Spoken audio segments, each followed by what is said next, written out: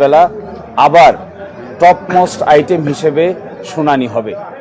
আজকে প্রাথমিকভাবে কথোপকথনের এক পর্যায়ে মাননীয় আপিল বিভাগ সন্তুষ্ট হয়ে আমাদের কাছে এডিশনাল গ্রাউন্ড চেয়েছেন, কোন কোন গ্রাউন্ডে রিভিউ করা হবে। তার জন্য আমরা 60টি গ্রাউন্ড তৈরি করা হয়েছিল আগেই। এই 60টি গ্রাউন্ডের কপিও আজকে আদালতে জমা দেওয়া হয়েছে এবং এই গ্রাউন্ডে লিভ হবে কি হবে না এই মর্মে আগামীকালকে সকালে শুনানি হবে এবং শুনানি অন্তে আদালত পরবর্তী আদেশ প্রদান করবেন।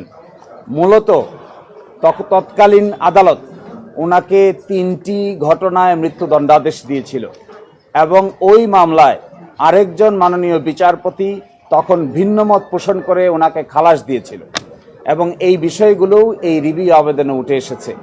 আমরা আশা করি আগামীকালকে মাননীয় আদালত আমাদের এই এডিশনাল গ্রাউন্ডে লিভ মঞ্জুর করে পরবর্তী করণীয় সম্পর্কে আমরা আদালতের নির্দেশনা অনুযায়ী পরবর্তী পদক্ষেপ গ্রহণ করব।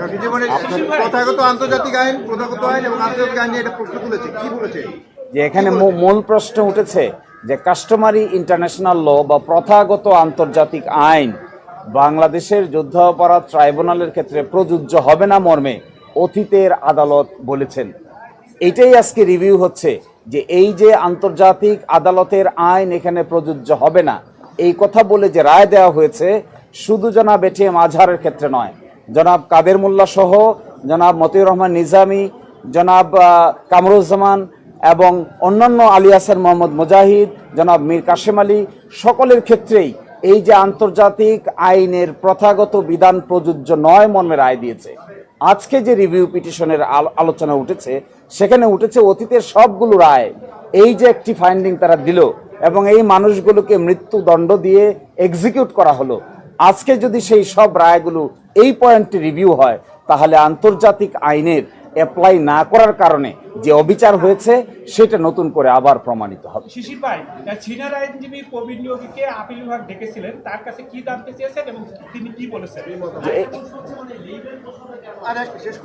এটা জানতে চেয়েছেন। আপনারা জানেন যে আপিলটি হয়েছিল, এটি যুদ্ধাপরাধ ট্রাইব্যুনালের রায়ের বিরুদ্ধে সরাসরি আপিল দায়ের করা হয়েছিল। ওই আপিলটি খারিজ করে মৃত্যুদণ্ডাদেশ বহাল রাখা হয়েছিল।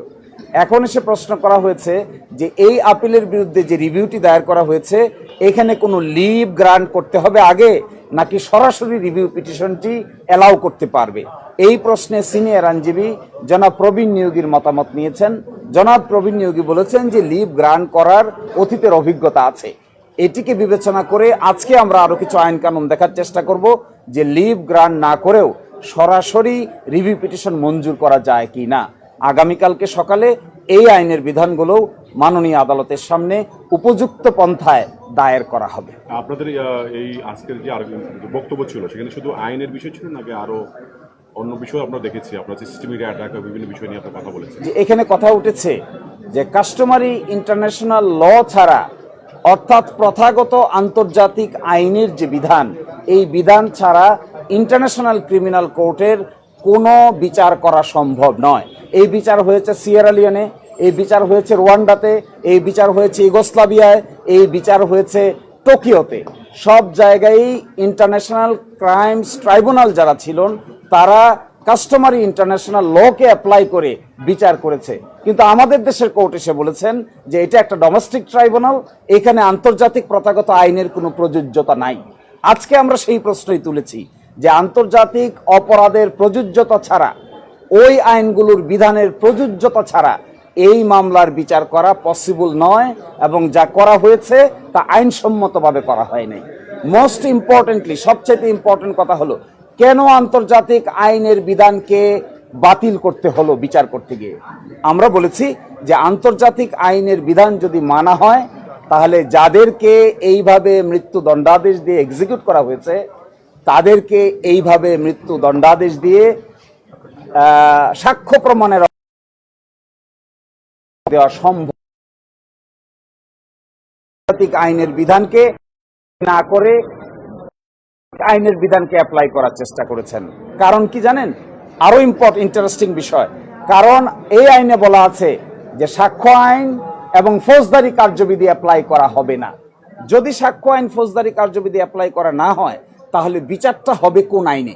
সেই ক্ষেত্রে আমরা বলেছিলাম customary international law will be applicable, কারণ এই ট্রাইব্যুনালের নাম the international crimes tribunal act, এবং সেটিকে ফলো না করার কারণে আজকে এই সময় এসে প্রশ্ন উত্থাপন হয়েছে কাদের মোল্লা থেকে শুরু করে সকলকেই যেভাবে বিচারের কাঠগড়ায় দাঁড় করিয়ে মৃত্যুদণ্ডাদেশ দেওয়া হয়েছে, এগুলো কাস্টমারি ইন্টারন্যাশনাল ল অনুযায়ী করা হয়েছে কি হয় নাই, এটাই আজকের বিবেচনা বিষয়। ফলে জনাব এটিএম আজহার সাহেবের বিচার হচ্ছে এই কথা ঠিক, রিভিউ পিটিশন হচ্ছে এই কথা ঠিক, কিন্তু প্রশ্ন উঠেছে সকল বিচার ব্যবস্থা নিয়ে, প্রশ্ন উঠেছে সকলের দণ্ডাদেশ নিয়ে।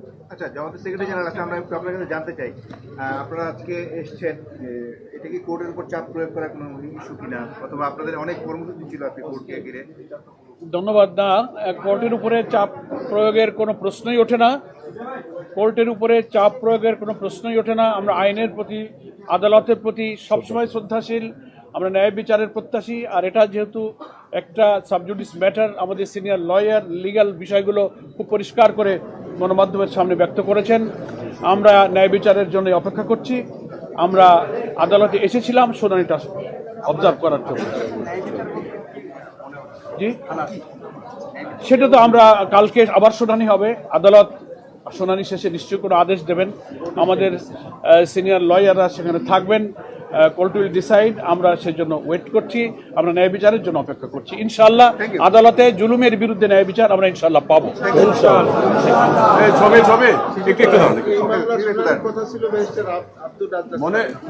মনে ছবি নেন।